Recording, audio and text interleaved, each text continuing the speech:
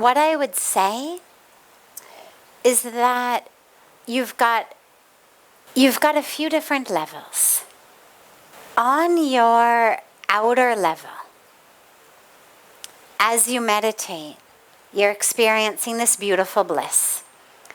The practice that you're doing, your meditative practice, is giving you a beautiful experience of bliss. Okay? That's what's there on the most outer accessible level. So most of the time, that's what you are experiencing. I'm in peace, I'm in bliss.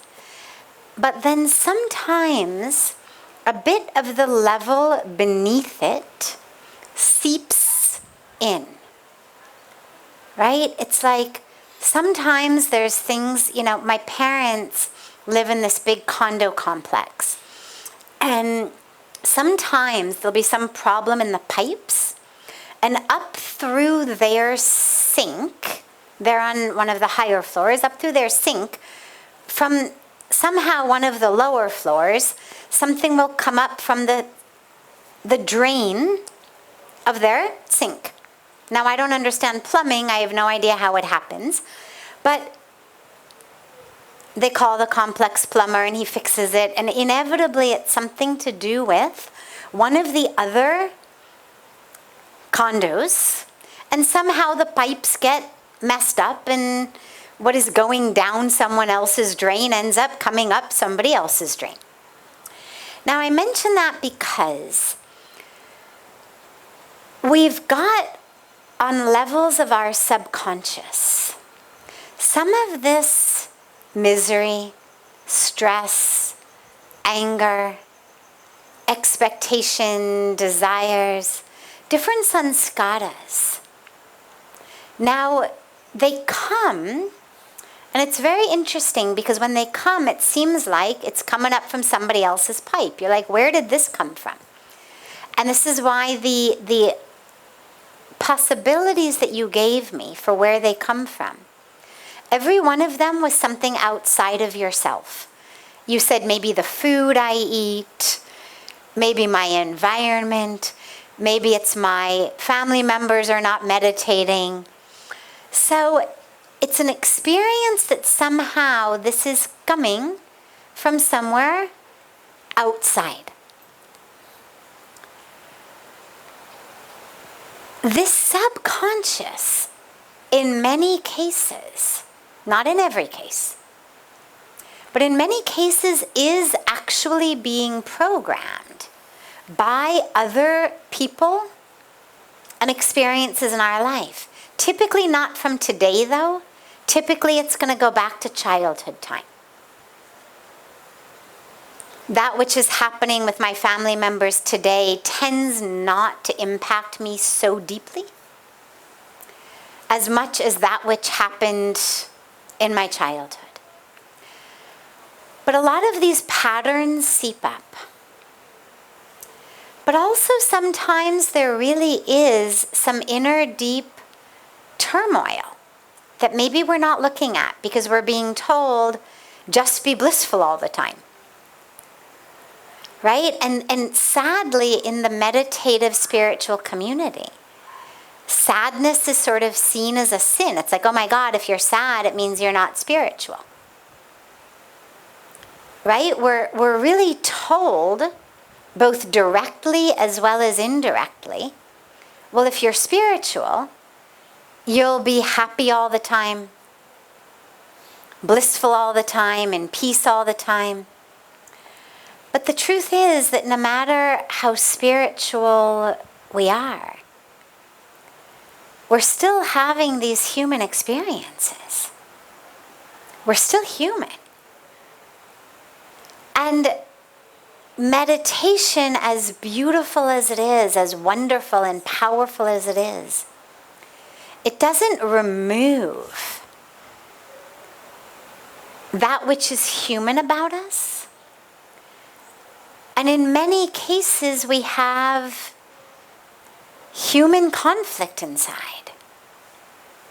There is anger, there is sadness, there is fear, there is longing, there is despair, there's regret, there's resentment. I mean, there's a whole host, a whole spectrum of very normal human emotions. And sometimes, no matter how much we try to tell ourselves just be in bliss, that humanness bubbles up. And that's not a problem, by the way. It should. The problem is to try to push it down. It's like, let's say I get bit by a mosquito, or I've got some kind of other thing and it gets infected. And then I decide, oh, that's ugly. Cello, I'm going to wear longer sari blouses and I'm just going to cover it like this. Well, that doesn't really solve the problem. It solves the problem of anybody thinking I've got an ugly thing on my arm. It solves the shudam of apke samne adyun and I've got this festering wound. But it hasn't actually done anything about the wound. And in many cases, a lot of us do this in our meditative and spiritual practices. We've got inner issues, and that's okay. It just means we've had a very human life. It means we were raised by humans who themselves were having human experiences. And it means that we've had human responses to those experiences, which have created a variety of sanskaras and patterns in us. Puja Swamiji today in the Arati was talking about the importance of everyone looking at themselves and doing their own work. And if you find that while you're meditating, experiences of stress and misery are bubbling up, it might be worth, not while you're meditating, but at another time, dedicate another time, to do some other type of inner work that isn't about freeing yourself from the mind, but that's actually maybe about looking at it. And what is that stress? What is that misery? What is it when it comes up? What does it look like? What does it feel like in your body?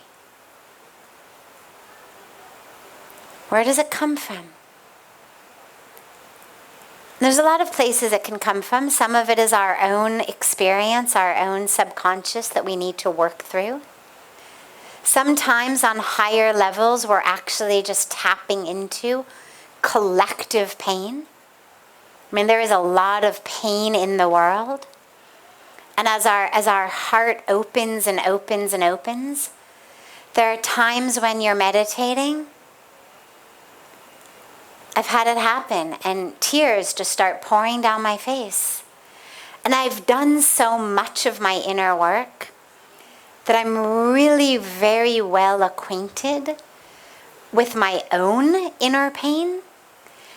And then there are these moments where I'm very aware, this is not my pain. This is not my this lifetime drama stuff.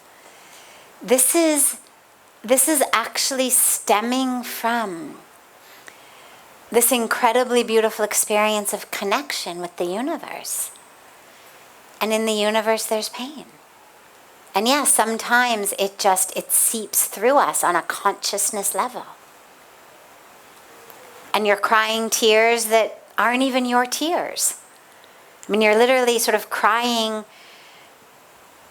the tears of people in Ukraine, or the tears of people who are starving in Africa. So there's a lot of reasons that this stuff could bubble up inside of you, but there's no way to know where it comes from until you look at it. And so what I would say is, if it's there for a reason. Whether it's your own inner work you need to do, whether it's just a beautiful experience of connecting with the universe in presence in joy and in sorrow? Whatever it may be, but look at it. It's your own psyche. Enjoy the humanness of your journey sometimes as well.